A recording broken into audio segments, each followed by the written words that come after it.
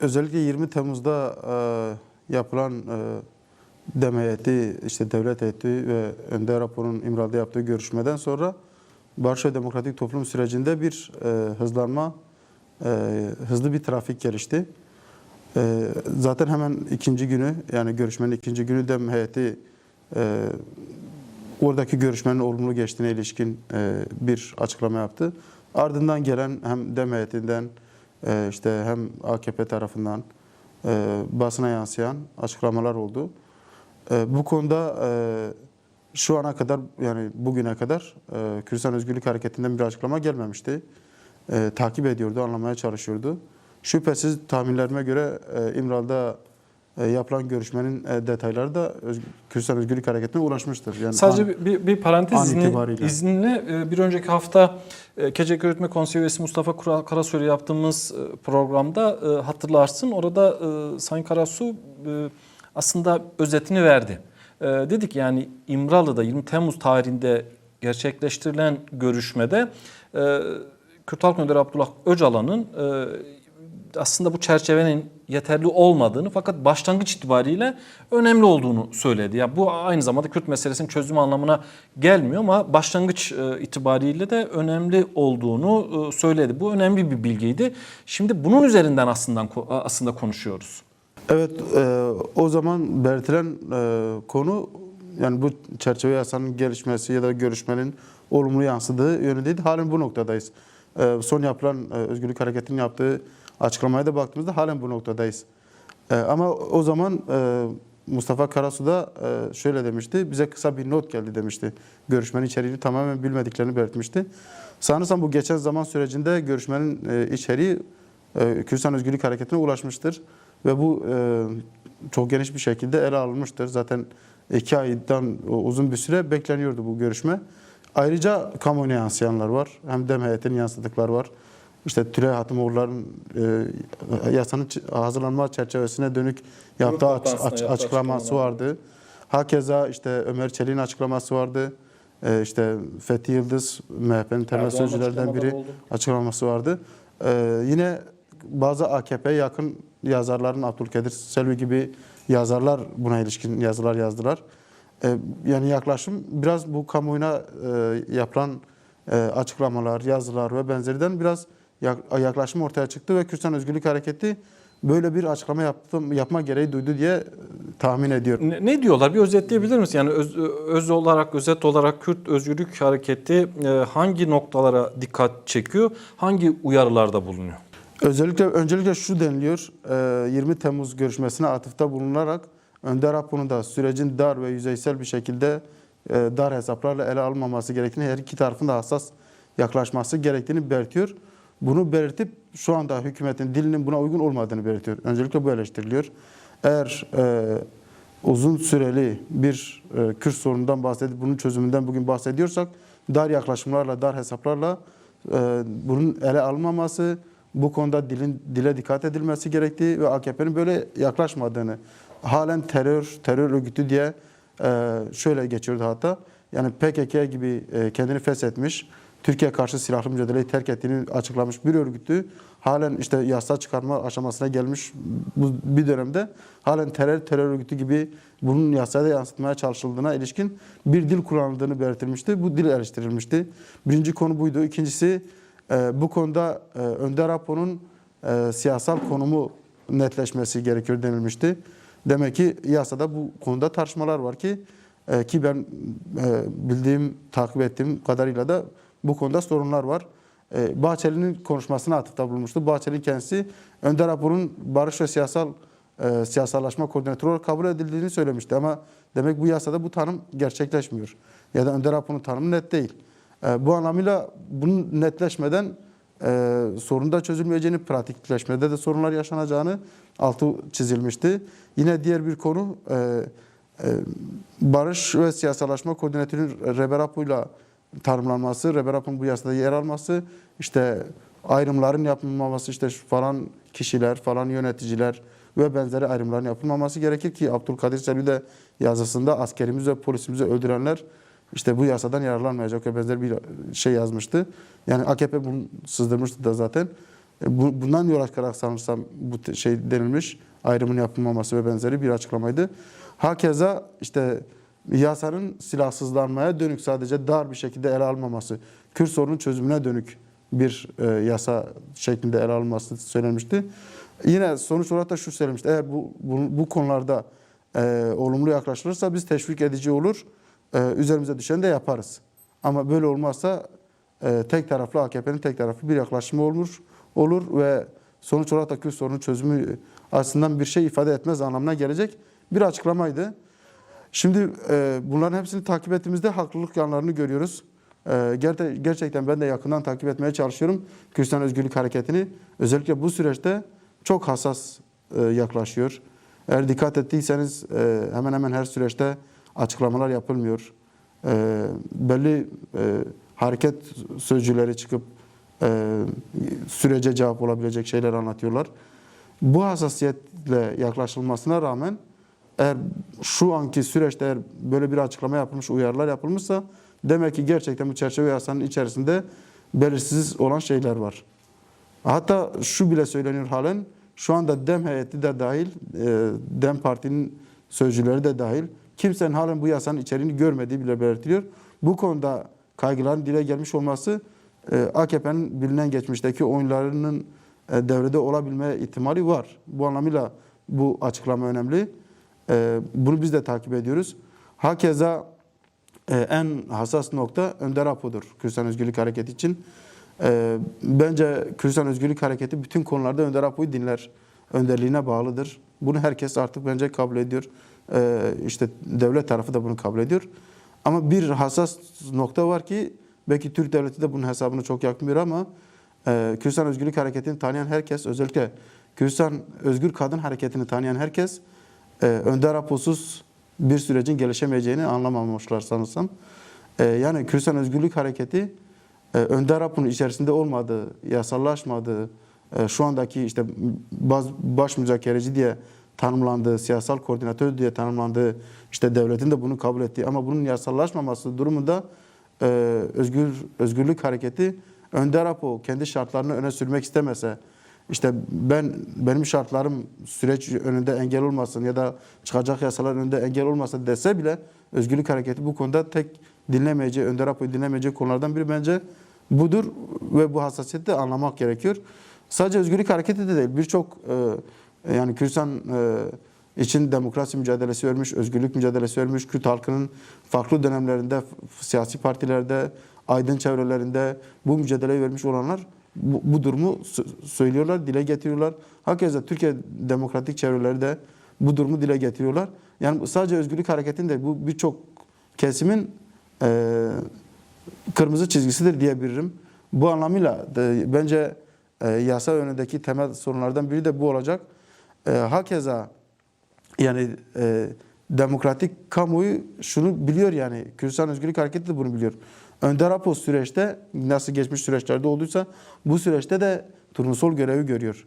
Yani eğer AKP hükümeti, devlet süreçte samimi ise, gerçekten Kürt sorunu çözmek istiyorsa, işte iki tarafın hassasiyetleri göz önünde bulunduruluyorsa, kendileri açıkladıkları gibi bir Kürt ittifakı ile işte Türkiye'nin 21. yüzyılı şekillenmeye çalışıyorsa, işte Orta Doğu'da Kürt ittifakıyla gelişen işte uluslararası oyunlara işte alternatif oluşturulacaksa ve bu şekilde Türkiye'nin BK'sı dediğimiz şey ya da Kürtlerin geleceği, Türkiye'nin BK'sı aynı kaderde ortaklaştırılacaksa bunları söylüyorlar.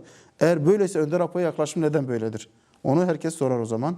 Çünkü bu konuda turnusol görev. Bu stratejiyi geliştiren, bunu tarihi dayanaklara götüren, işte Kürt-Türk ittifakını bugünkü güncel haliyle işte Kurtuluş Savaşı'ndan işte günümüz mücadele politik yaklaşımında bunu güncelleyen Önder Apo'dur. Hakeza herkes bunu da çok iyi biliyor ki Önder Apo olmasa hiç kimse Kürdistan Özgürlük Hareketi'ni bu noktada Türkiye ile bir barışa zorlayamazdı.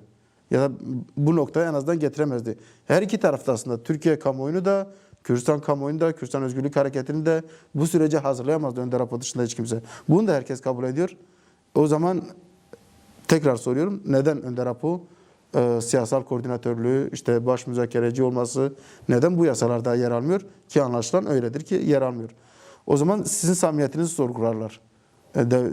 Devlet ne yapmak istiyor? Hükümet ne yapmak istiyor?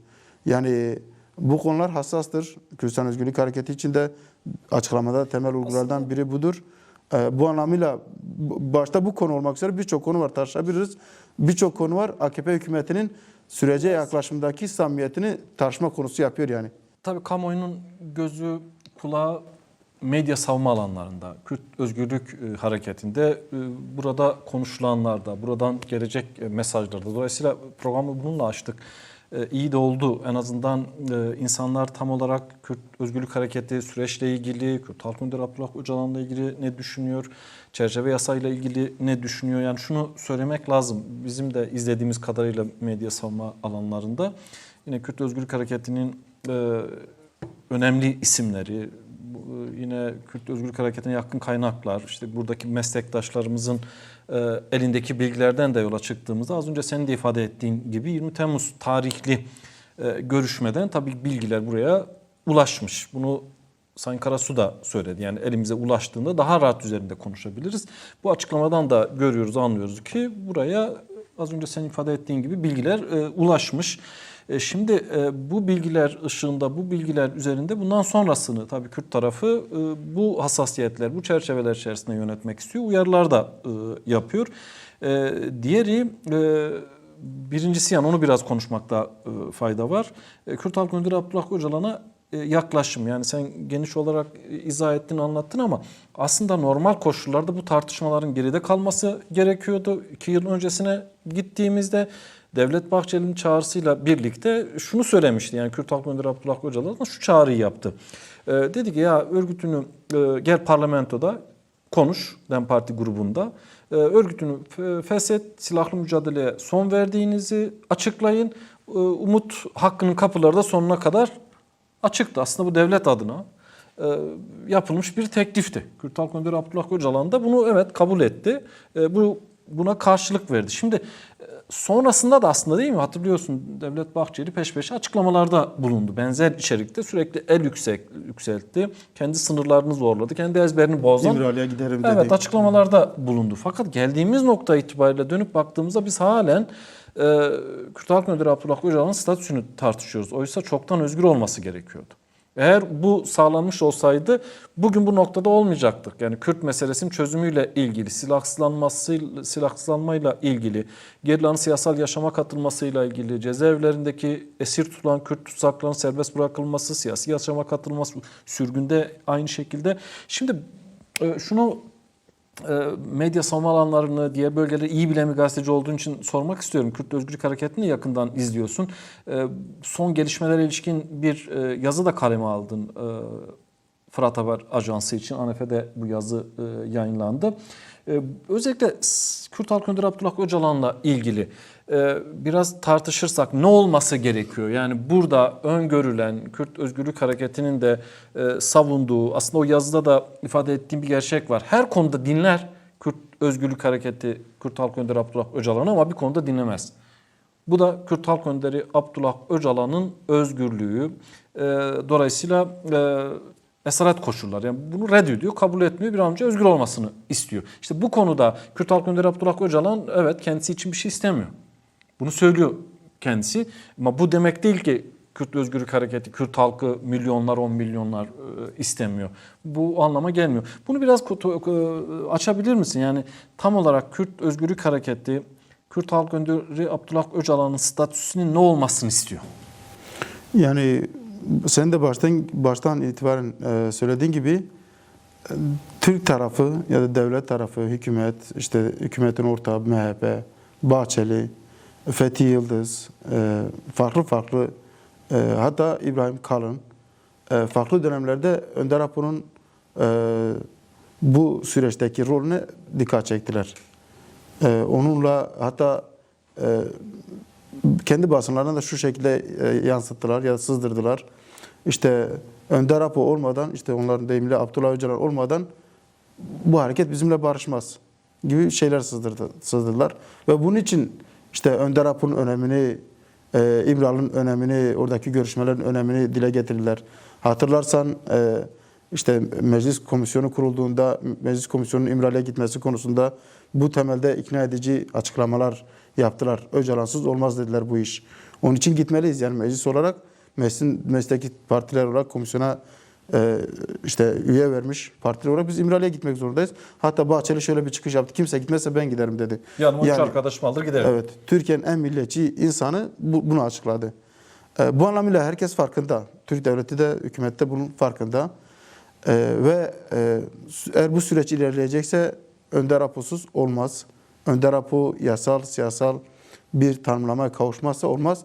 Yani bu söylemlerle olacak şeyler değil. Artık mesela şu ana kadar yürütülen süreçte şu andan sonraki sürecin farkı ne?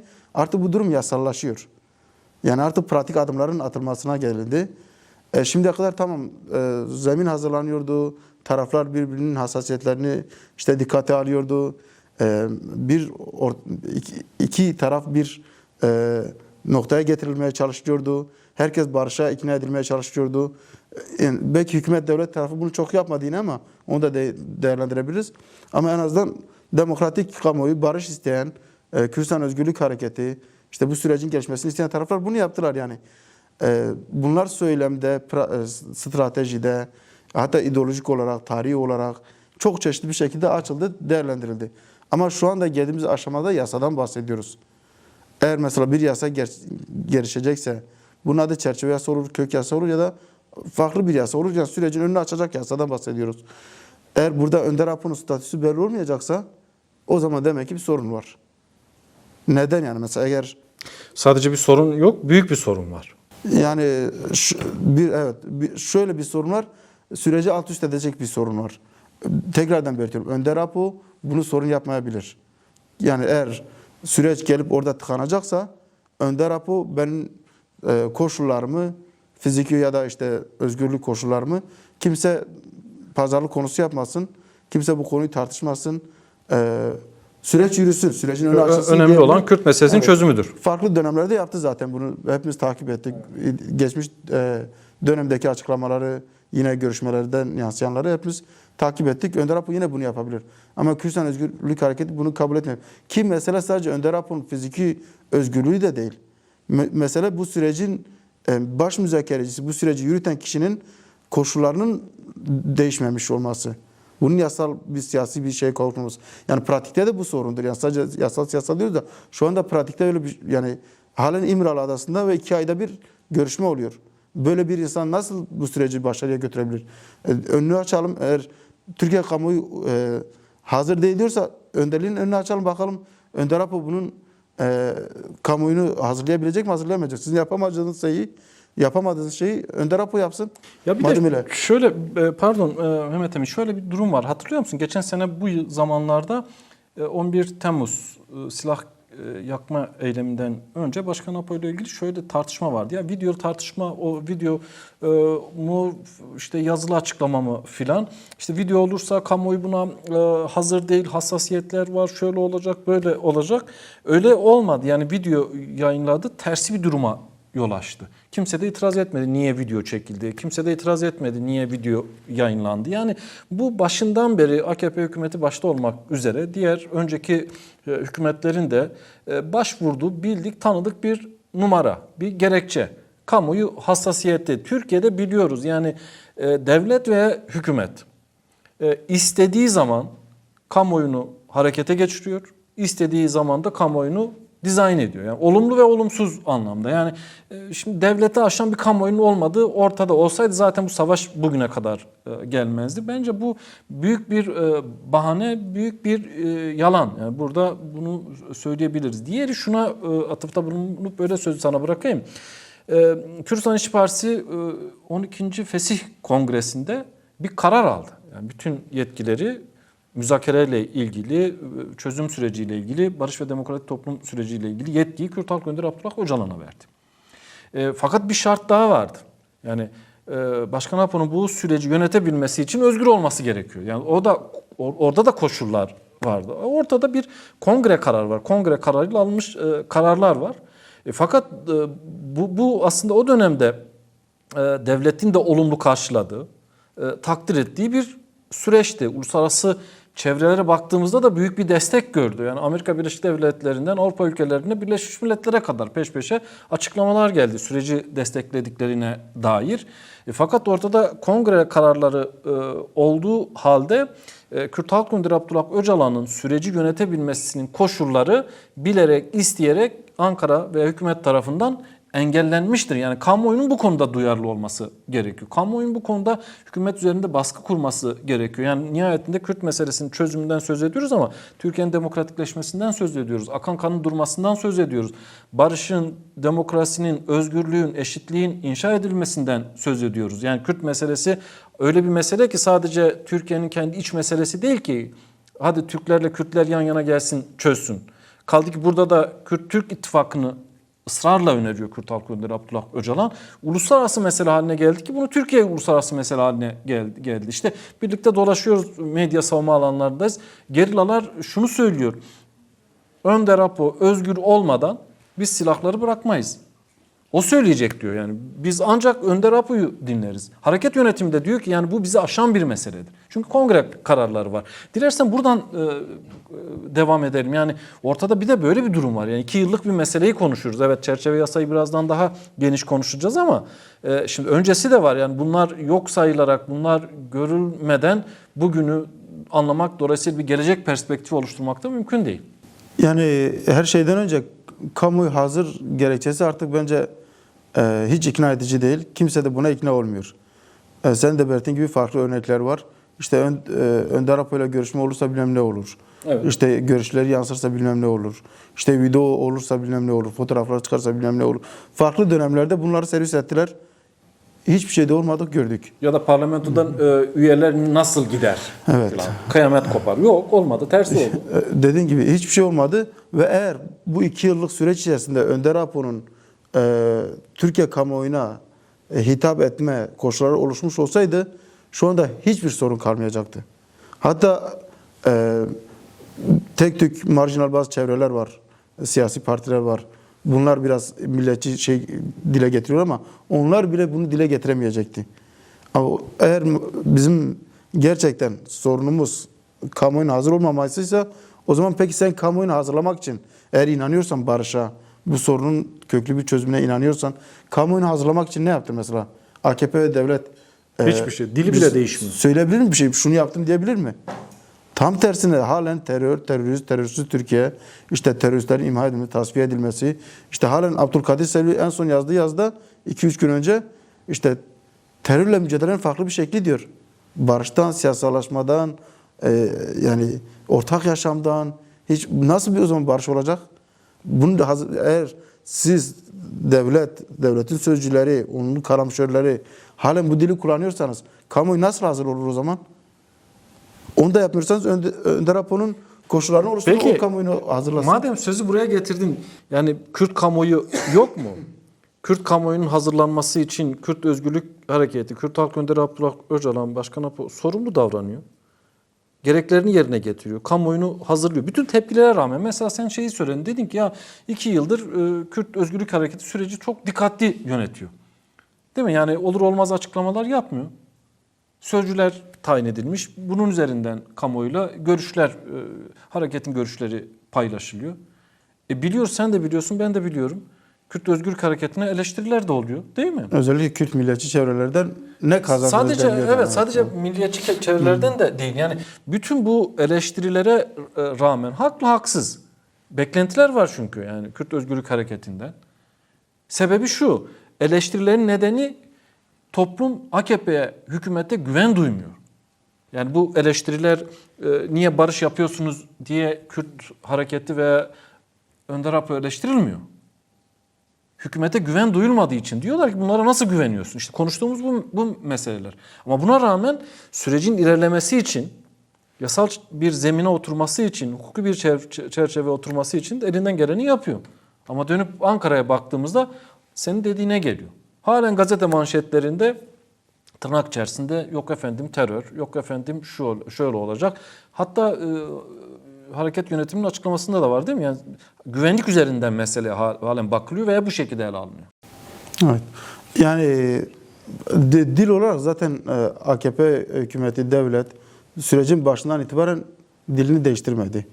Yani en iyi, en güzel sözleri süreç açısından işte Türkiye'de huzur olacak. Huzur olacak da nasıl olacak? Mesela eğer bir terörden bahsedeceksen devlet terörünü nereye koyacağız? Geçen günlerde elinde işte çocuklarının kemiği eline verip kutuda eline verilen şehit babası barış istiyoruz dedi. Hakeza şehit anneleri aynı şeyi söylüyorlar. Bu şüphesiz önderliğe bağlı olduklarını söylüyorlar, harekete bağlı olduklarını söylüyorlar ve barış istediklerini söylüyorlar. Git Kürdistan'ın herhangi bir şehrinde sokakta birini konuştur. Barış istediğini, işte çatışmasızlığın olmasını istediğini, savaşın olmamasını istediğini belirtir. Ama nasıl olacak der. Ama işte AKP bu konuda işte pratikleri bellidir. İşte devletin pratikleri bellidir. İşte Osmanlı'da oyun bitmez sözleri var. Bunlar nasıl gerçekleşecek diye kaygılar şüphesiz var. Ama bu konuda önderliğe büyük bir güven var. Eğer önderlik işin içerisindeyse bildiği bir şey var deniliyor yani. En azından Kürdistan toplumu %70'i 80'i direkt önderlik işin içerisindeyse bir şey bildiği bir şey var demek. Onunla sadece ona güvenerek bile hareket edip sürece katılanlar var. Bu konuda da önderlik gerçekten bütün mesajlarında bu yönlü verdi yani. Son 2 yıldır hatta geçmiş süreçlerde de yani artık bir savaşla kimsenin kazanamayacağını, savaşla işte bu savaşın artık bir yerden sonra farklı güçlerin hizmetine gireceğini, işte Türkiye'de bir barışın gerçekleşmesi gerektiğini, siyasal çözümün olması gerektiğini belirtti. Devlet buna gelmediği için savaş devam etti. O ayrı bir konu. Ama özellikle son 2 yıldır da Önder Apo bu konuda vurgu yapıyor ve insanlar daha farklı tepkiler gösteriyordu. İşte mesela biz o kadar savaşta bedel verdik ama diyelim ki yasal hangi hakkımız şu anda nettir mesela. Hangi söz bize verildi de işte barışalım deniliyordu. Bunun şüphesiz hani hamaset yapanlar da vardı da işte sözde milliyetçilik adı altında hiçbir mücadele yürütmeyip de işte mücadelenin sonuçları nedir diyenler var da. Maksatlı kötü niyetleri olanlar ayrı. Ayrı. Ama sonuçta Kürt tarafı, Kürt Halk Önderi Abdullah Öcalan, Kürt Özgürlük Hareketi kamuoyunu hazırladı. Böyle bir gerçek var yani. Bütün itirazlara rağmen dediğim gibi bu itirazlar Kürt hareketini, Kürt Halk Önderi Abdullah Öcalan'a niye barış yapıyorsunuz üzerine değil. Niye bu hükümete güveniyorsunuz? İşte konuştuğumuz bu mesele.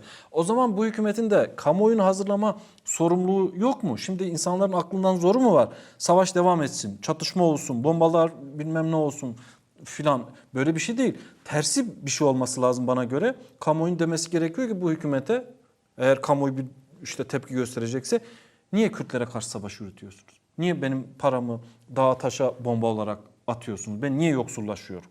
Bunu demesi lazım. Diyor da ama mesela öyle bir şey yapılmış ki şu anda Türkiye'de basın diye bir şey kalmamış. Havuz medyası aynı merkezden, sadece aynı merkezden yürütülen şeyler lanse edilmeye çalışıyor. Acaba gerçekten biz de belki bu konuda eksikliklerimiz var özgür basın olarak. Türkiye'nin herhangi bir kentine gidip oradaki halka sorun, acaba bunu demiyorlar mı? Diyorlar. Ama AKP ve devlet basın üzerinde bir hegemonya geliştirdi. Yani belirlenmiş sözler, kelimeler, cümleler dışında hiçbir Türkiye'nin hiçbir basıncısı başka bir şey dile getiremiyor zaten. Getirirse de soluğu ya yurt dışında ya zindanda alıyor. Belki çok kişi gördün, çok kişi tanıdım belki bu konuda. Bu anlamıyla öyle özgür bir ortam, özgür düşüncelerin dile gelebileceği bir ortam yok. Ama gerçekten gidip halka sorarak bunu söylüyorlardır. Ama sonuç olarak nereye varıyoruz? Bu konuda demek ki bir samimiyet yok. Demek ki Kürt sorununun demokratik siyasal yollarla çözülmesinde bir samimiyet yok. Yoksa o kadar parçalayıp işte Önder Apo'ya bunu yapamayız, işte Önder Apo'nun koşullarını düzeltemeyiz, işte yöneticiler şöyle olur, işte ağırlaştırılmışlar böyle olur, işte asker polis öldürenler böyle olur. Peki siz ne yaptınız? Kürt kamuoyu size sorar o zaman. O kadar faili meçhul ne olacak yapanlar? Bunlar yargılanacak mı? Yani sorarsak, acı yarıştırma konusuna girersek, Kürt halkının çektiği acı, devrimcilerin zindanlarda işkence altında yaşadıkları, sosyalist demokratik çevrelerin yaşadıkları, Alevilerin yaşadığı, herhalde şu andaki hükümetin hiçbiri yaşamamıştı. Erdoğan birkaç ay cezaevinde kaldı, halen onun hamasetini yapıyor. Evet, şimdi Roboski Kürtler nasıl unutacak?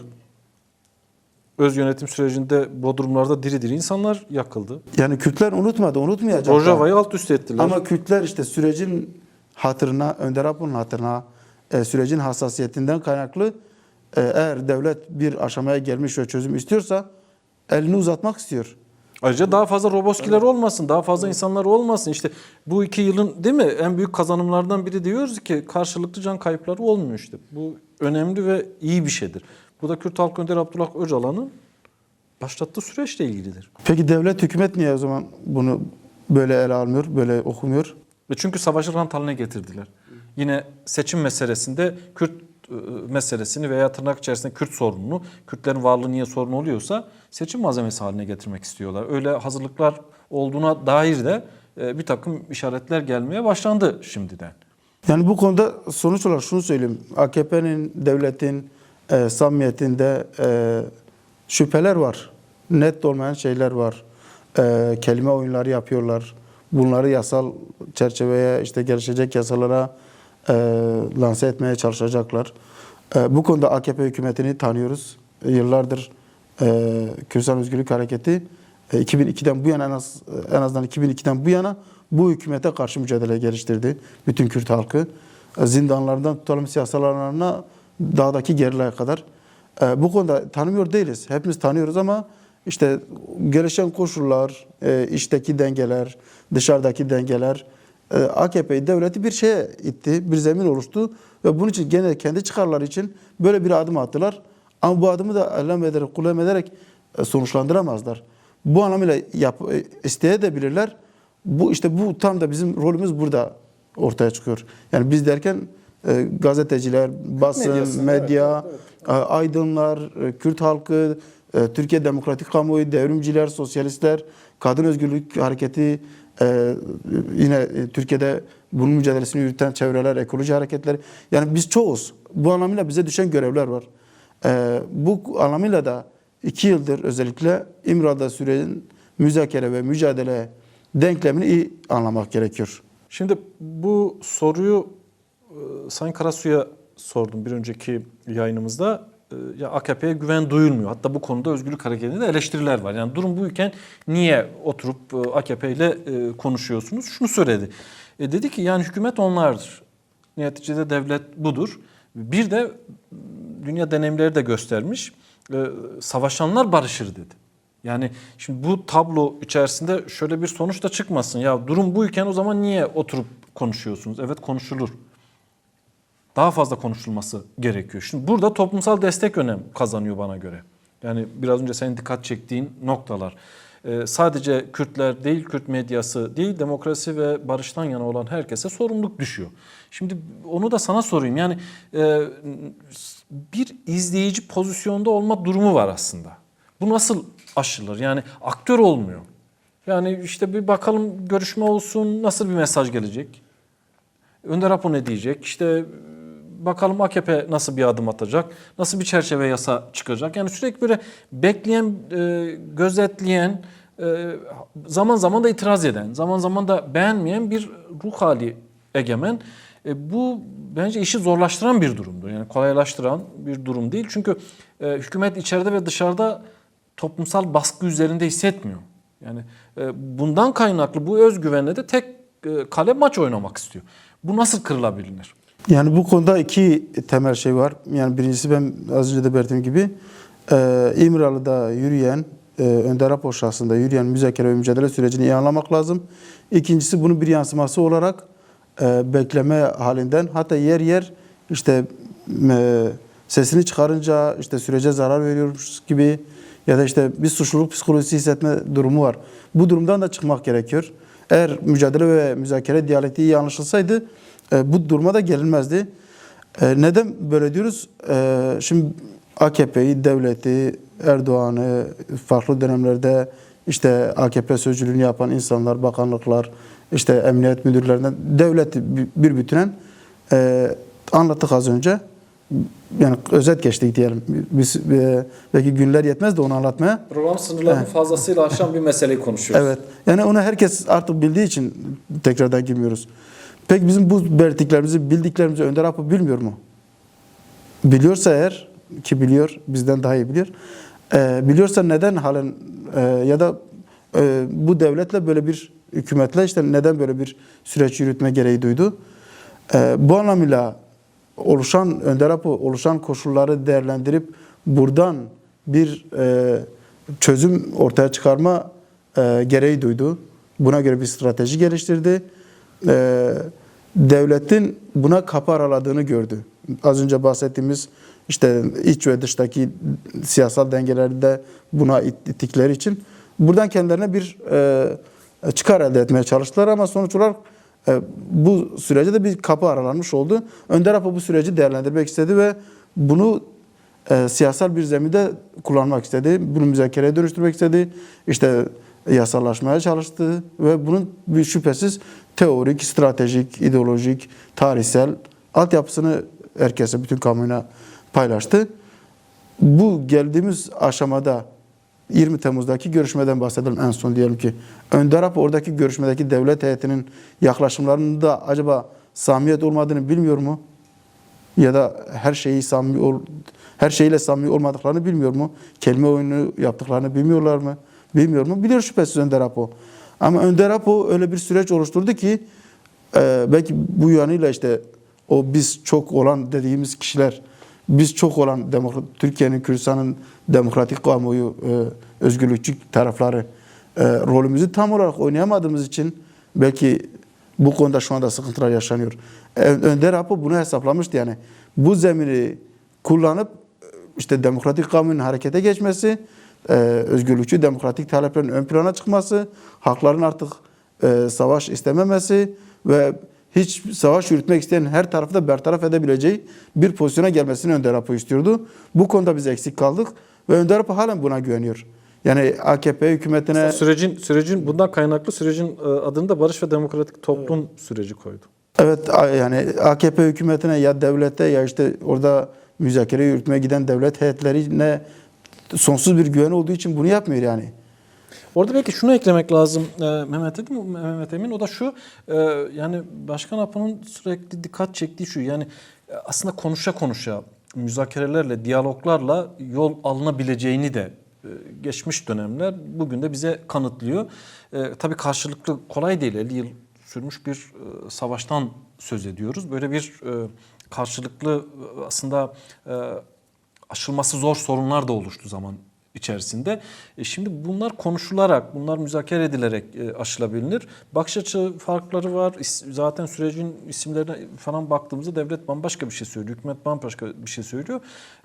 Kürt Halk Önderi Abdullah Öcalan bambaşka bir şey söylüyor. Buradan makasın ne kadar açık olduğunu görüyoruz. Fakat yani konuşarak, diyalog yol ve yöntemleriyle de devleti de değişim ve dönüşüme zorluyor aslında. Yani bunu da göz ardı etmemek lazım. Şüphesiz yani taraflarda değişim dönüşümü yaratma çabası var Önder Apo'nun. Özgürlük hareketi açısından da değişim dönüşümü yani bir strateji olarak Önder Apo ortaya koydu. Şüphesiz devleti de özellikle Önder Apo ile görüşmeye gidenler, mesaj gönderenler devlet tarafından onların da bir değişim dönüşüme gelmesini istiyor ve bunun için çaba sarf ediyor ve bir yere kadar başarılı da oldu diyebiliriz Önder Apo. Ama aynı zamanda Önder Apo demokratik kamuoyuna güveniyor.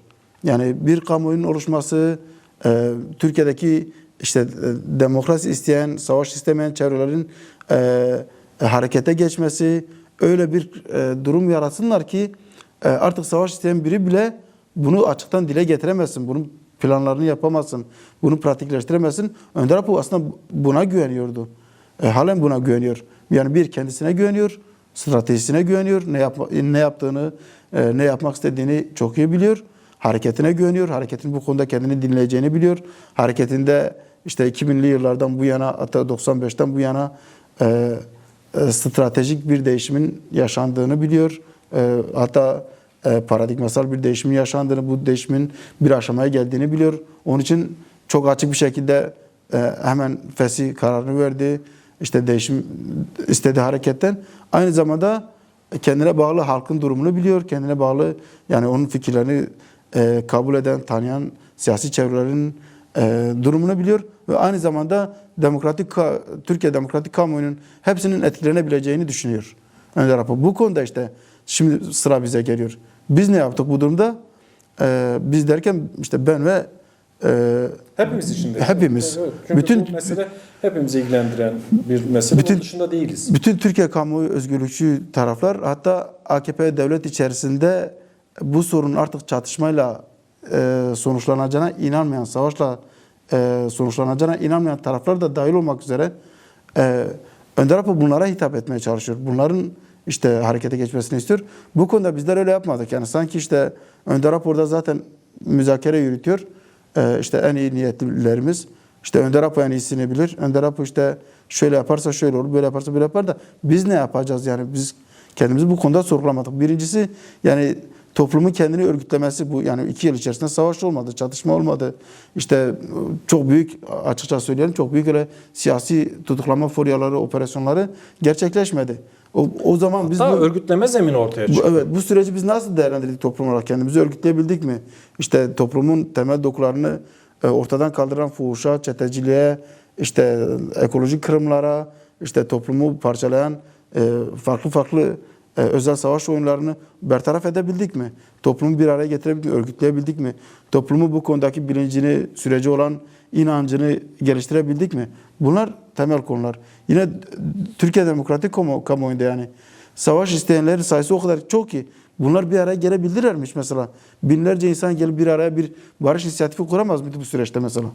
AKP üzerinde işte demokratikleşme adımlarını attıracak bir tazik yaratamazlar binler mıydı? değil, milyonların bir araya gelmesi gerekiyor. Ahmet'te, İstanbul'da, İzmir'de, Türkiye metropollerinde, Kuzey Kürdistan'da, Avrupa'da. Çünkü bu hayati bir mesele. Yani barıştan söz ediyoruz. Kürt sorun çözümünden söz ediyoruz. Kürt meselesinin sonsuz savaşlara dönüşmemesi gerekiyor. Yani bir yerde durması gerekiyor. Çok iyi bir noktaya dikkat çektin. Yani acıları yarıştırırsak kimse işin içinde çıkmaz.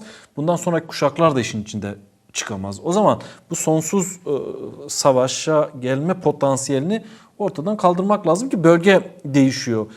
İşte İran hemen yanı başımızda. İran'daki yaşanan gelişmeler sadece Kürt meselesini değil, Orta Doğu'nun tamamı, dünyanın tamamını ilgilendiren bir noktaya doğru hızlı bir şekilde gidiyor. Bu da tabii süreci doğrudan etkileyecek bir durum. Şimdi birazdan buna geleceğiz ama şunu sana sormak istiyorum. Çerçeve yasa belli ki bir hafta içerisinde parlamentoya gelecek. Parlamento normalde 20 Temmuz'da tatile girecekti.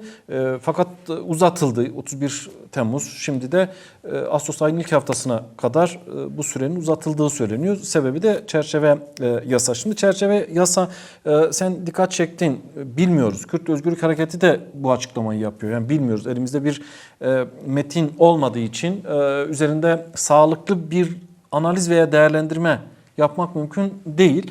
Fakat 2 nokta dikkat çekiyor. Birincisi halen güvenlik üzerinden bir yasa çıkarmaya çalışıyorlar. Güvenlik üzerinden yasa çıkartılmaya çalışıyorlar. Temel amaç da gerillaların silahsızlandırılması. Şimdi Kürt Özgürlük Hareketi de öyle düşünmüyor. Yani daha önce Sayın Karayılan çok net ifade etmişti. Yani Kürt meselesi bir güvenlik meselesi değil. Fakat Ankara böyle halen bakıyor. Kürtlerin temel hakları meselesidir. Siyasal hakları meselesidir. Yasal ve anayasal haklar meselesidir. Bunun çözülmesi gerekiyor. Gerilla silah bıraktığında siyasal yaşama, demokratik siyasete katılması gerekiyor. Cezaevinde esir tutulan Kürt siyasetçiler, Kürt devrimciler serbest bırakıldığında böyle olması gerekiyor. Yurt dışında dönen bu süreç kapsamında siyasetçilerin de veya Kürtlerin de siyasal yaşama katılması gerekiyor. İşte bu çerçeve yasayla birlikte bunu değerlendirdiğimizde gerillalar ve Kürt Özgürlük Hareketi, hareket yönetimi bu konuda daha önceki açıklamaları da göz önünde bulundurduğumuzda ne diyorlar? Yani nasıl olması gerekiyor? Gerillanın siyasal yaşama katılması için nasıl bir çerçeve yasaya ihtiyacımız var? Yani bu konuda hareket yaptığı açıklamada yasadan sonra tavrımızı belirleyeceğiz demişti. Anladığım kadarıyla Önder Apo da yasadan sonra ben harekete ilgili şeyler yazacağım demiş. Yani bu anlamıyla genel çerçeveler belirtilmiş olmasına rağmen tam bir netleşme durumu yok. Bu birincisi. Yani evet, soruna geçmeden önce onu belirteyim. Önümüzde dedim ya bizim ne yapacağız? Önümüzde bir haftalık bir süreç var. Eğer gerçekten demokratik kamuoyu harekete geçerse bu çerçeve yasanın içeriğini değiştirir. gerçekten bazı işte ne isteniyor deniliyor ya, oraya geleceğiz. İstenilen bir düzeye getirebilir bence. Demokratik kamuoyu ve çerçevesi de sonrasında oluşacak talepler, işte demokratikleşme adına, Türkiye'nin demokratikleşmesi adına, işte yargısından yasamasına kadar, işte yerel yönetimine kadar, entegrasyon kanunlarına kadar, hatta işte yeni anayasanın yapılmasından bahsediyor. Anayasada bütün Türkiye halklarının inançlarının haklarının tanınacağı anayasanın yapımına kadar hepimiz sözümüzü artık daha yüksek bir şekilde dile getirir, bir yapar ve bütün gücümüzü, enerjimizi işte Türkiye'nin demokratikleşmesine, Kürdistan'ın demokratikleşmesine, Kürt halkının işte haklarının elde edilmesine kanalize edersek o enerjimizi, bu bir haftada çok geç değil. Bu çerçeve yasaya da bir etki yapabilir ve ilerisindeki gelişecek, arkasından gelişecek yasalara, işte gelişecek süreçlere de çok büyük bir etkimiz olur. Bence artık temel konu da bu.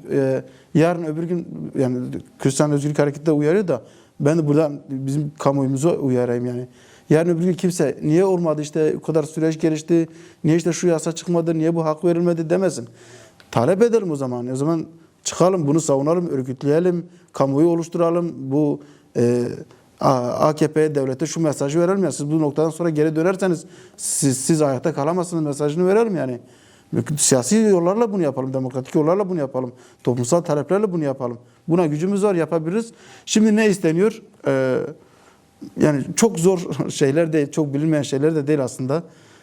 Defalarca açıkladılar. Evet, Kürdistan Özgürlük Hareketi, gerilla, evet biz Önder Apo'nun açtığı müzakere yolunda, demokratik toplum sürecinde siyasallaşmak istiyor ve mücadelemizi bundan sonra da bu şekilde devam ettirmek istiyoruz. Yani bu ana kadar, şu ana kadar bizim savaşmamız 15 Ağustos'un yıl dönümü de geliyor aynı zamanda. Onu da hatırlayalım. İşte 15 Ağustos 1984 yılından bu yana başlayan silahlı mücadelenin o zaman bir rolü vardı. Bu rolünü oynadı. Bir varlık sorunumuz vardı. Biz bu varlık sorunumuzu, var olduğumuzu siyasi arenada, toplumsal arenada, kültürel, dilsel olarak var olduğumuzu ispatladık. Ve şu anda Orta Doğu'da Kürtler bir siyasi irade, kendi haklarını koruyabilecek bir derecedeler ve siyasi yollarla biz bu mücadelemizi devam ettirebiliriz diyorlar. Bunun için işte yasal değişimler gerekiyor. Bunun için işte önünün açılması gerekiyor. Bunun için işte Türkiye'nin artık işte Kürtleri terörize etme mantığından vazgeçmesi gerekiyor. Tasfiye mantığından vazgeçmesi gerekiyor. Şu anlamıyla hani artık tasfiye edemeyeceğini zaten biliyor da, ama en azından hani sürekli bunda ısrar etmesinden vazgeçmesi gerekiyor. Hala ben Kürtleri bir soykırımdan geçirip de işte ya da kültürel soykırıma tabi tutup da Kürtlerin yok edebilir mantığından vazgeçmesi gerekiyor ve bunun artık yasal bir çerçeve kavuşması gerekiyor. Bunun için de işte yönetici ayrımı yapmadan, işte bilmem zindanda ağırlaştırılmış müebbet ayrımı yapmadan, işte bilmem yurt dışındaki siyasi yasaklılardan tutalım, işte falan kes bevan kes ayrımı yapmadan, işte Önder Apo'yu ayrı tutmadan, bu koşulda PKK ile barışmak istiyor musunuz, istemiyor musunuz? PKK'nın size karşı silahlı mücadeleyi bırakmasını ilan etmesinden sonra size silahlı mücadele değil de işte bir zeminde toplumsal siyasal mücadele etmesini istiyor musunuz, istemiyor musunuz? Barış istiyor musunuz, istemiyor musunuz? Bunun artık yasallaşması gerekiyor. Bu da çok zor bir şey değil. Kürtleri terörize eden maddeler var, yasalar var. Bunların kaldırılması gerekiyor. İşte PKK'ya ve işte bağlı ya da çevresindeki örgütler var. Bunlara özel bir kanun çıkarılması gerekiyor ve bize karşı silahlı mücadele etmediği sürece Türkiye'deki toplumsal siyasal haklarını alabilmesi gerekiyor. Yani şöyle 2-3 madde diyebileceğimiz şu anda için, çerçeve yasa için diyebileceğimiz yani bu ileriki gelişmelerin önünü açacak şey 2-3 maddedir yani, çok farklı zor şeyler değil. Şöyle bir algı var. Ona ne dersin? Yani bu çerçeve yasa sanki tümden Kürt meselesinin çözümünü içerir gibi bir algı da, bir beklenti de var. Bu konuda ne dersin? Yani bunun böyle olmadığı açık. Bu bir süreç meselesi. İşte Başkan APÖ, Kürt Halk Önderi Abdullah Öcalan aslında Kürtler yasa dışı ilan edildi. Şimdi yasal zemin içerisine çekmek istiyoruz. Hukuki zemin üzerine çekmek istiyoruz. Aslında süreçte böyle başlamıştı. Yani yasal ve hukuki zemin oluşturulursa biz Kürt meselesini çözeriz demişti. Şimdi aslında o noktadayız. Yani bir yasal çerçeve, hukuki çerçeve oluşursa treni rayların üzerine koymak ve yürütmek mümkün. Dolayısıyla niye bu yanlış algı oluyor? İşte ne alacak, ne verecek tartışmalar içerisinde sürekli bu da gündeme geliyor. İşte bu sürecin Kürdistan'a özgü ya da şu andaki Önder Apo'nun başlattığı stratejiye özgü karakterin anlaşılmamasından kaynaklı olabilir. Hani farklı dünya örneklerine bakılarak işte al ver müzakereleri şeklinde ele alınabilir. İşte gerilla silah bıraktığında işte karşılığında otomatikmen işte bir Kürtlerin bütün hakları tanınacak. İki işte yerel yönetimler, özel yönetimler kabul edilecek, işte entegrasyon kabul edilecek ya da işte anayasal haklar kanunu. Öyle bu süreç öyle bir süreç değil yani. Baştan beri önderlik anlatmaya çalıştık. Müzakere ve mücadele sürecidir. Bu mücadele devam ediyor ve bunun önünde çatışma, savaş, silah, engelse bu engelleri ortadan kaldırırım dedi. Bu çerçeve yasa bunu yapacak aslında. Yani bu süreci hukuksal ve yasal zemine getirecek, silahı ortadan kaldıracak. Çatışmayı, savaşı ortadan kaldıracak ki bundan sonra daha farklı gelişmeler olabilsin. İşte demokratik yollar, siyasi yollar, mücadele kanallarının açılabilmesi açısından ve bunlar da olabilecek yani. Eğer gerçekten çatışma, savaş, silahsızlanma, silah ortadan kalkacaksa ve demokratik kamuoyu gerçekten o Kürtleri terörize edecek, işte terörize eden yasaların ortadan kalkmasıyla birlikte işte bunların dili değişecekse, buna güven duyacaklarsa neden yani Kürtler siyasal arenada mücadelelerini yürütüp Türkiye'nin en temel partilerinden biri olmasın yani. Neden mesela kendi komün örgütlenmeleri, işte toplumsal örgütlenmeler önünde engel yoksa niye kendilerini örgütlemeyip yerelden kendi haklarını kendileri savunacak? İşte kültürden işte tarihi haklara, toplumsal örgütlenmeye kadar ve savunmasına kadar yani. Niye kendilerinin bunun önünde eğer işte devletin terörize eden yasalar ortadan kalkarsa ve devletin saldırıları ortadan kalkarsa bunun için de önünde hiçbir engel kalmıyor o zaman. İşte bunu bu şekilde yapmak gerekiyor. Önder Apo'nun kastettiği en başından itibaren böyleydi. Anlamak isteyenler böyle anladı bence. Gerçekten provoke etmeye çalışan çevreler var bu konuda. Dediğim gibi yani Kürt tarafından diyelim, Kürt milliyetçileri işte PKK'nın kuruluşundan bu yana karşı yeminli PKK düşmanları var. Neden? İşte PKK ekmeğimizi elimizden aldı diyordu. Çünkü neydi? Kürtlerin üzerinden ağırlıkla, işte elit olma durumuyla, işte Kürtler adına ancak biz konuşuruz diyen kesimler vardı ve PKK onların elinden aldı. Ekmeğini o anlamıyla elinden aldı. İşte Kürtleri sömürmelerine izin vermedi. Bunların böyle bir düşmanlığı var. Marjinal bir çevredir ama halen böyle bir yaklaşımları, onların bilerek provoke ettikleri, dile getirdikleri şeyler var. Onu bir tarafa versek. Yani bir şeyi reddedebilirsiniz, beğenmeyebilirsiniz ama yerine ne koyuyorsunuz, ne öneriyorsunuz? O zaman buyurun yapın. Şöyle işte, çözün hadi bayram. tuhaf Buyurun. bir şey işte silahlı mücadele yürütmemiş, hayatında devlete bir taş atmamış insanlar işte belirttiğim çevrelerden işte peki niye silahlı mücadeleyi bırakıyor diyorlar. Ya, madem çok kadar zamanda da niye savaşıyorsun? niye savaşıyorsun Bir de diyorlar. böyle yani. Yani bu anlamıyla hani yeminli düşman olmaktan kaynaklanan bir şeydir. O marjinal çevrelerdir. Ama hani dediğim gibi gerçekten bütün Kürdistan halkı işte Türkiye kamuoyu demokratik kesimler için belirtirsek bu karakteri anlamak bölmeyeyim. Türkiye devrimcileri ve sosyalist kesimler açısından da bu önemli. Şöyle bir yaklaşım var yani işte demek ki AKP ile müzakere ediliyorsa demek ki AKP'nin bütün pratikleri kabul edilmiştir. Öyle değil yani. Tamam eleştiri haklıdır. Eleştirelim AKP'yi, şu andaki pratiklerini, antidemokratik yaklaşımlarını eleştirelim. Gelin birlikte eleştirelim. Eleştiriyoruz zaten. O zaman şöyle derler.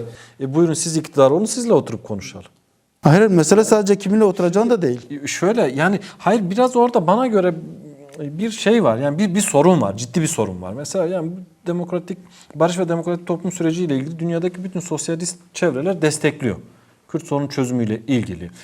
Düşünürler, aydınlar, Kürt Halk Önderi Abdullah Öcalan'la ilgili peş peşe açıklamalarda bulunuyor. Nobel Barış Ödülü almış. Nobel ödüllü birçok aydın da bunu yapıyor. Fakat iş Türkiye gelince tuhaf bir durum alıyor yani hal. Yani işte Kürt milliyetçilerinden söz ettin. Kürdistan İşçi Partisi savaşıyor. Niye savaşıyorsunuz? Siz savaştığınız için işte bize baskı oluyor diyorlar. barışıyor. Niye böyle yapıyorsunuz? İşte AKP ile uzlaşıyorsun. Yani demokrasi, ne yazık ki Türkiye demokrasi güçlerinde demokrasinin ölçüsü şu noktaya gelmiş. AKP'ye karşı mısın, değil misin? Ya böyle olmaz ki. Yani AKP'yi ortaya çıkaran rejimin kendisi değil mi? Rejimin kendisidir. O zaman orayı değiştir. Yani Türkiye'de bir devrimci, demokratik, sosyalist kesim var. Farklı dönemlerde de Kürdistan özgürlük mücadelesine destek verdiler. Onlara tenzih ederek söylüyorum. Ben onlar için şunu belirtmek istiyorum işte. Özellikle belirtmek istiyorum. Bilinçli süreç karşıtlığı yapma anlamda belirtmiyorum. Doğal olarak şöyle bir işte müzakere ve mücadele diyalektiği anlaşılmadığı için işte doğal olarak işte sanki AKP ile devletle biz iş yürütüyoruz. İşte AKP devlet buna dayanarak antidemokratik adımlar atıyor. İşte bunu seçime götürüp kullanmak istiyor. Olabilir. AKP'nin, devletin böyle hesapları olabilir de biz bu müzakere mücadele sürecini yürütürken bizim de hesaplarımız var. Türkiye'nin demokratikleşme açısından aslında. Gelin tamam eleştirilerimizi bu şekilde bu tarzda sürece kanalize ederek yapalım. AKP ve devlet üzerinde bir tazik oluşturalım, eleştirelim. Antidemokratik adımlar altına Önder Apo bunu yapmayın demedi ki. İşte ben müzakere yapıyorum kimse eleştirmesin demedi Önder Apo. Eğer hatırlıyorsanız ilk görüşmede Önder Apo Kürdistan Özgürlük Hareketi'ne bile şunu söyledi. Ben görüşüyorum diye güveninize boş vermeyin dedi. Güveninizi sağlamakla ben sorumlu değilim dedi. Yani Önder Apo hani herkese, her şeye, bütün taraflara garantiler vererek bu süreci yürütmüyor yani. Diyor ki bu bir mücadele sürecidir. Eğer istiyorsanız gerçekten samimiyseniz gelin hep birlikte mücadele edelim, müzakere edelim. Bu anlamıyla da yani sosyalist çevrelerin O zaman bu diyalektiği iyi anlaması gerekiyor, ortaklaşmak lazım. Sözü şuraya getirelim. Çerçeve yasayla ilgili parlamentodaki muhalefete ne gibi sorumluluklar düşüyor? DEM Parti de dahil olmak üzere. CHP artık bir CHP'den söz etmiyoruz. İkiye bölündü. Her iki kanadı için söylüyorum. Yeni Yol grubu için söylüyorum. Tamam MHP iktidarla birlikte hareket ediyor. Ama muhalefete ne gibi sorumluluklar düşüyor? Burada çerçeve yasada pozisyonları nasıl görüyorsun? Yani bu konuda zaten işte eskinin CHP'si, bugünün yeni partisi ve CHP'si diye adlandıracağımız taraflar. Zaten onların yaklaşımları demokratik çözüme dönük, işte Türkiye'nin demokratikleşmesine dönük dar, sınıfsal ya da partisel hesaplardan arınmış olsaydı zaten şu anda AKP'ye de devlete de birçok adım atılmış olacaktı yani. Atılmış olurdu, evet. Evet. Yani yaklaşımları maalesef böyle olmadı. Sürekli utangaç bir yaklaşımları olduğu sürece işte en son işte tamam olsun ama işte bizim dediğimiz gibi olsun. Olsun ama bazen işte kendi dedikleri olduğu halde işte mesela komisyona onların önerdiği isim verildi mesela. Demokrasi komisyonu denildi. Ne bileyim işte mecliste tartışılsın dedi. Bütün şeyler mecliste tartışılıyor. İşte yasa mecliste netleşecek. Son hali verilecek. Onların söyledikleri şey işte sürekli bir kulp bulmaya çalıştılar. Aslında biz karşıyız demediler. Ama sürekli bir kulp da bulmaya çalıştılar. Bu anlamıyla hani tavırları net değildi. Amaları hep vardı. Utangaç söylemleri vardı. Ve en son yeni partinin tüzüğünde sorulmuştu yani irdelenmişti bu basında. Yeni parti Kürtler için ne diyor yani? Ya da ne istiyor? Kürt sorunu çözümü için ne diyor? İşte mecliste sorunlar çözülsün. Herkes kendi dilini konuşabilsin.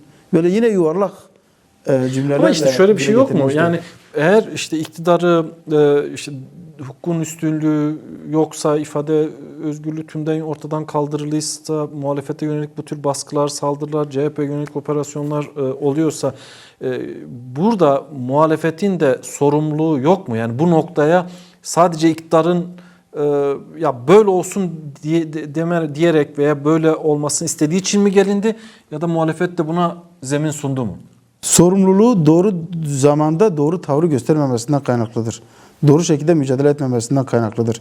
Yani izleme, işte çıkacak boşluklardan işte siyasi çıkar devşirmeye çalışma, işte birkaç kelime alınıp bilmem ne yapmaya çalışma ve en şu niyetinde de işte DEM Parti işte sanki AKP ile ittifak yapmış gibi yaklaşması öyle olmadığını bile bile böyle lanse etmeye çalışmış olması. Siyaset malzemesi haline Evet. getirdi. Öyle yaptılar ama kendi ayaklarına sıktılar yani. Sen Türkiye'nin birinci partisi olma yolunda ilerleyen işte iktidarı devirme yolunda ilerleyen bir partiydin ve bunu da Kürtlerin Türkiye'deki demokratik kamuoyunun desteğiyle yaptın.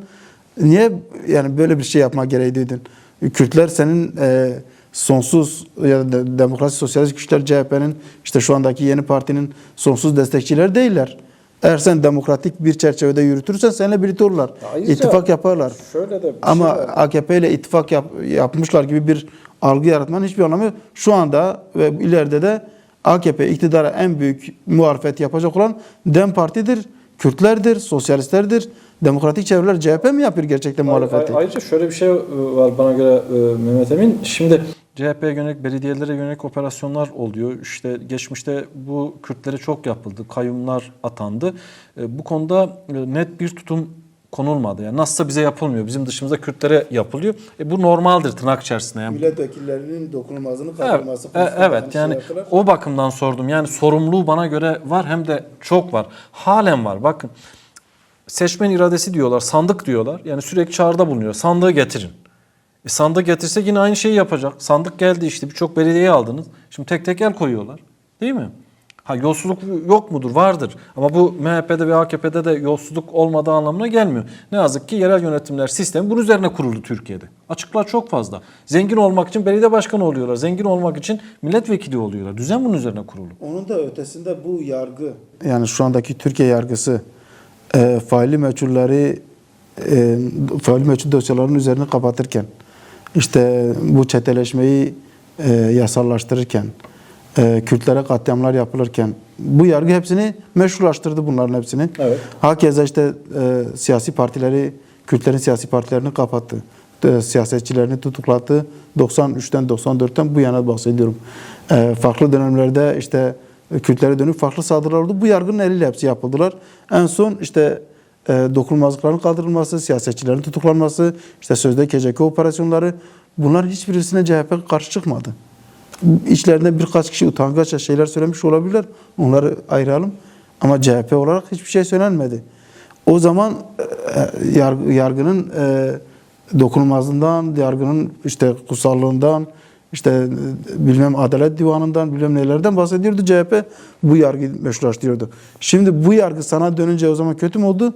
Ya da o zaman sen bu yargının bu şekilde iktidara, devletin işte siyasi araçlarına dönüştürülmesinde karşı çıkmasan bu sefer sana döner ve yarın AKP'ye dönecek. Aynen. Giyotin hesabı gibi. Şimdi tablo böyle diye şunu yanlış anlaşılmasın. Yani iyi oldu işte CHP böyle oluyor. Böyle değil. Yani bir durumu analiz etmek için bunları hatırlatıyoruz. Ama en azından bu durumu bugün itibariyle tersine çevirmek için Kürt meselesinin demokratik çözümü için muhalefetin çok daha büyük sorumluluk ve rol üstlenmesi gerekiyor.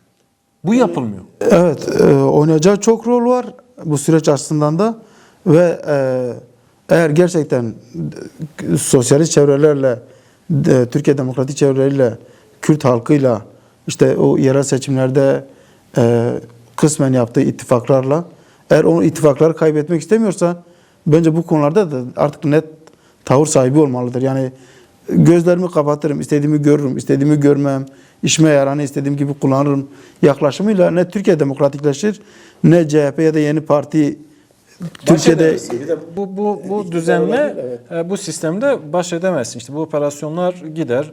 Genel başkanların tutuklanmasına kadar da götürür. Ki bu konuşuluyor, tartışılıyor. Yani şunu söyleyeyim, İran meselesiyle devam edelim, Rojalat meselesiyle devam edelim. Öyle yayını kapatalım. Onu da sana sormak istiyorum. Şimdi bu da önemli bir denklem.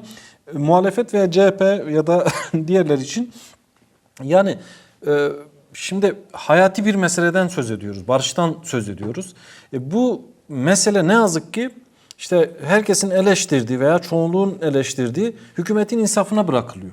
Madem bu meseleyi hükümetin insafına bırakmak istemiyorsak o zaman hep birlikte demokrasiye sahip çıkacağız. Ortak payda bu. Sorumluluk üstleneceğiz. Buraya gelince yok. Sürekli böyle şikayet dili, sürekli işte hükümet yapmaz, etmez. Sen yap o zaman. Yani kalkıp bunu sana sorarlar. Şimdi şunu sorayım. kendileri çünkü hükümetin gerisindeler o konuda da. Ne yazık ki evet. Şimdi şunu sorayım. İran'da, Rojalat'ta ne oluyor, ne bitiyor? Burnumuzun dibi. Yani medya savunma alanları geniş bir alan ama nihayetinde işte İran, Güney Kürdistan, Rojalat, Güney Kürdistan sınırlar hattı üzerinde de gelişmeler yaşanıyor. Bir taraftan Kürtlere yönelik İran saldırıları devam ediyor. İçerisi kaynıyor. ABD Dolayısıyla İran arasındaki gerilim zaman zaman tırmanıyor, zaman zaman iniyor ama işte Irak başka bir savaş cephesi, çoklu bir savaş cephesi, müzakere savaş iç içe gidiyor. Netanyahu-Trump görüşmesinden sonra Trump'ın dili giderek sertleşti. Eldeki bilgi nedir? Sahadaki kaynaklar ne diyor? Bir de İran'da, Rojalat'ta olası gelişmeler süreci nasıl etkiler? Çünkü hep bu konuda da Kürt Halk Önderi Abdullah Öcalan uyarılarda bulundu. Kürt Hareketi uyarılarda bulundu. Hatta Erdoğan Bahçeli'de provokasyonların olabileceğinden söz etti. Yani çünkü süreç güvencelerden yoksun. Evet, şuradan başlayayım ya da sondan başlayayım diyelim bu konuda. İran'ın Kürt halkına dönük Rojlat Kürdistan'ında saldırıları çok farklı bir aşamaya ulaştı. Bu konuda meslektaşımızda olan Mehdi Tevakkuli arkadaşı da anmak istiyorum. Yani bir fotoğrafçı, sinemacı bir insan farklı dönemlerde farklı basın kurumlarına işte fotoğraf çekmiş, belgesel çekmiş bir insan ve İran'ın basını hedef aldığı, işte bunun için özel yasalar çıkardığı bir dönemde böyle bir meslektaşımız ailesiyle birlikte katledildi Sırne'de. Yani onu anmak gerekiyor önce.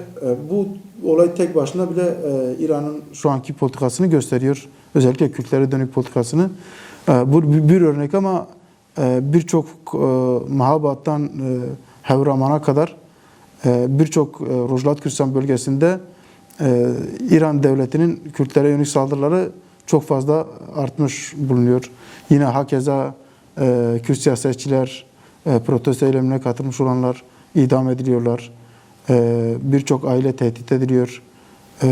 Köylere baskınlar yapılıyor. Evlere girilip yani evin içerisinde insanlar katlediliyorlar.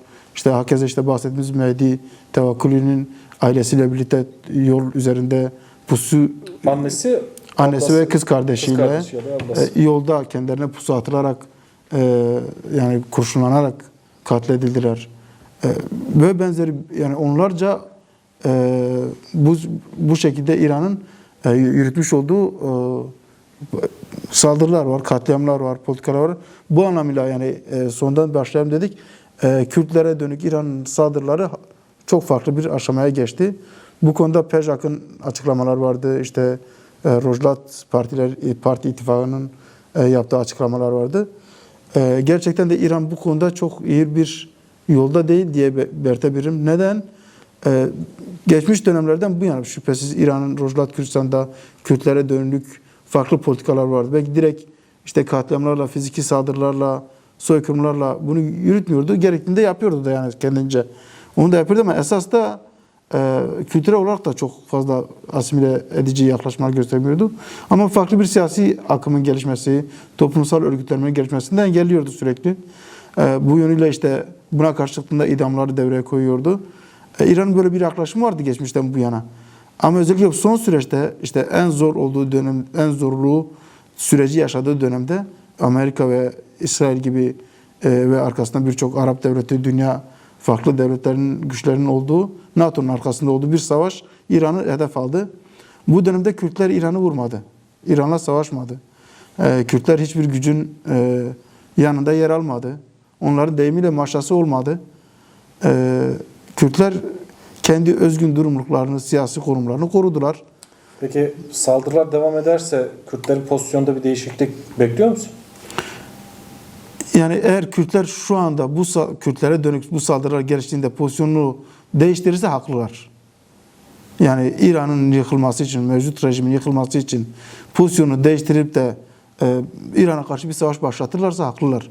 Ama nasıl bir pozisyon geliştireceklerini onlar kendileri bilirler. Bilmiyorum yani hani öyle bir tartışma yansımadı. PJAK'tan ya diğer farklı Kürt örgütlerinden böyle bir tartışma yansımadı. Ama dediğim gibi eğer bu Bizimki derecede... yorum ama yani olup bitenleri göz önünde bulundurduğumuzda Kürtler de, Rojalat Kürtler de veya partiler de sonsuz bir sabra sahip değiller. Nihayetinde Kürtlere yönelik saldırılar devam ederse kendi halkını korumak partilerin varlık sebebidir. Örgütlerin varlık sebebidir. Yani şüphesiz şu ana kadar da koruma yönlü partilerin çabası olduğunu biliyoruz. Ama tamamıyla işte Amerika, İsrail yanlısı bir savaşa ortak ittifak edecek şekilde İran'a karşı bir savaşa girirler mi? Onu tam bilemiyoruz yani onu kestiremeyiz. Bence çok ona sıcak da bakmazlar. Ama kendi açılarından yolu temsil ediyoruz. kendi açılarından İran'a daha ağır cevaplar verebilirler yani. Peki, özellikle PEJAK'ın içerisinde olduğu siyasi askeri konum üzerinden atlamayalım. Süreci nasıl etkiler bölgesel gelişmeler? Irak Başbakanı Ankara'daydı. 3 temel başlık vardı. Petrol, gaz ticareti. Aynı zamanda su krizi var. Yani Türkiye sürekli suyu da bir kriz haline getiriyor, bir şantaj aracı haline getiriyor ki burada da güvenlik meselesi ve Kürt meselesi üzerinden sürekli bunu Irak'a karşı kullanıyor. Uluslararası sözleşmelere de uymuyor aslında. Bir diğeri de Kürdistan İşçi Partisi'nin gerillaların silahsızlandırılması meselesi gündemdeydi. Bu üç temel başlık için Irak Başbakanı Ankara'daydı ama daha geniş ölçekte baktığımızda önce Amerika'ya gitti, ardından İran'a, işte Türkiye'den sonra da Suudi Arabistan'a gidecek. Daha geniş çerçevede bir bölgesel güvenlik mimarisinin de konuşulduğu ve burada Türkiye, Suriye ve Irak, Don Barak'ın ya da Trump yönetiminin açıklamalarından öğreniyoruz ki bir denklem oluşturmaya çalışıyorlar. Yani şüphesiz Türkiye'nin dış siyasetini bilen herkes bu görüşmede özellikle Türkiye ile işte Irak Başbakanı görüşmesinde temel bir pazarlık konusunun yine Kürtler olduğu kestirmek çok zor değil. Çok açık kamuoyuna yansıyanlar olmadı açıkçası. Yani temel başlıklar şeklinde bunlar görüşüldü, olumluydu ve benzeri şeyler belirtildi ama Türkiye'yi tanıyan, Türkiye'nin Irak'la her görüşmesinde temel bir pazarlık konusunun Kürtler olduğu, Kürdistan Özgürlük Hareketi olduğu, Güney Kürdistan'daki Kürtlerin olduğu, hatta şu anda işte Rojlat Kürdistan'daki Kürtlerin olduğu biliniyor. Bu anlamıyla Türkiye bazı taleplerde bulunmuş olabilir, pazarlık konusu yapmış olabilir ama çok sonuç almış olabileceğini düşünmüyorum. Şüphesiz bazı sözler de verilmiş olabilir Türkiye bu konuda ve Irak mevcut hükümeti de öyle Türkiye'nin her istediğini yapabilecek bir konumda değil ve Türkiye'de bunun çok gerçekçi olmadığını biliyor. Direkt Kürtlere karşı atacağı bir adımın da dört parça Kürdistan'daki Kürtler siyasi hareketleri tarafından olumlu karşılanmayacağını da biliyor. Bu anlamıyla Türkiye'de hani açıktan bir şey yapamayacağını biliyordur bence. Ve Irak'ın da öyle bir direkt işte Türkiye'nin istediği budur eline vereyim işte bütün istediklerini diye bir konumda olmayacağını düşünüyorum. Ama şüphesiz tartışma olmuştur.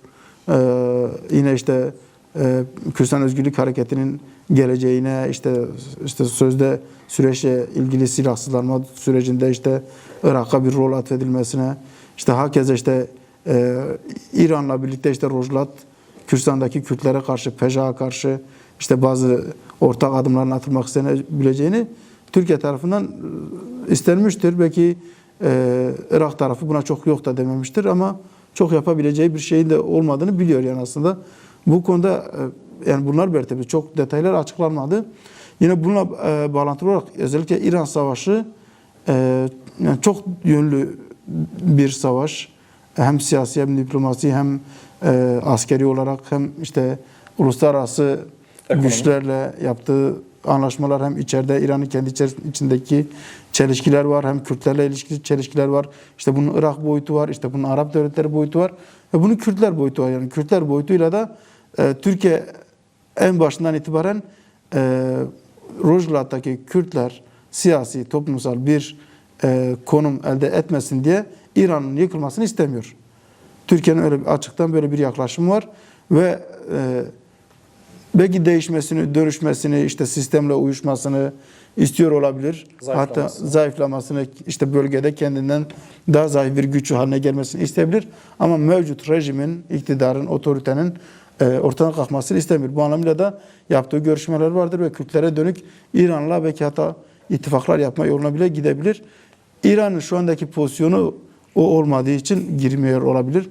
Türkiye'nin bir NATO devleti olduğunu biliyor ve bu konuda en son Türkiye'de NATO toplantısı yapılırken İran'a karşı yine karar alındı. Türkiye dahil oldu ve aynı gün İran'a dönük saldırılar gerçekleşti yani. Bunların hepsini İran biliyor yani bu anlamıyla Türkiye çok açık böyle stratejik bir ittifak yapacak durumda değildir. Ama Türkiye'nin Bu anlamıyla hem Amerika ile yaptığı görüşmelerde hem İran'la yaptığı görüşmelerde Kürtleri pazarlık konusu yaptı. Kürtlerin siyasal toplumsal bir konum elde etmemeleri için uğraştığını biliyoruz.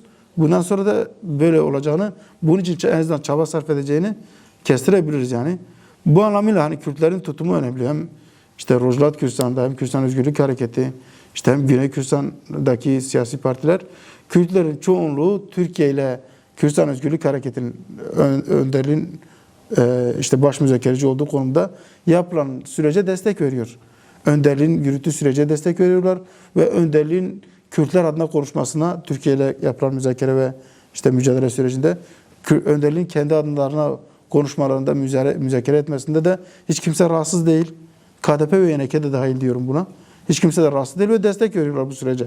Bu anlamıyla Türkiye gerçekten o verdiğimiz bölge yeni 21. yüzyıl yeni işte bölgedeki yeni Türkiye stratejisini Kürtlerle ittifak şeklinde eğer gerçekten böyle yaklaşırsa böyle diyorlar yani.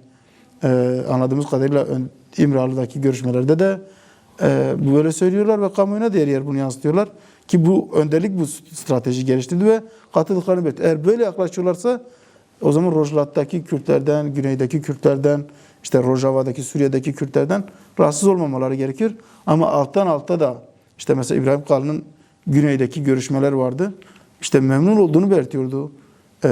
İşte güneydeki Kürtlerle de daha önce YNK'yle biraz çatışmalar vardı. İşte sorunların çözüldüğünü, işte yürüyen sürecin buraya etki ettiğini belirtiyordu. Sahada da yansımalar vardı ama buna rağmen mesela o dönemde alttan alta acaba Irak'la ne görüştü? Şengal üzerine pazarlıklar yapıldı mı acaba o zaman İbrahim Kalın geldiğinde? Şu anda işte El-Zeydi Türkiye'ye gittiğinde acaba Kürtler pazarlık konusu oldu mu? İşte Rojlat Kürdistan'daki Kürtler Amerika ve İran'la yaptığı görüşmelerde pazarlık konusu oluyor mu? Oluyorsa yine süreçteki samimiyetsizliğini ortaya çıkarmış oluyor. Olumsuz Yani. etkiler olur bunun. Evet.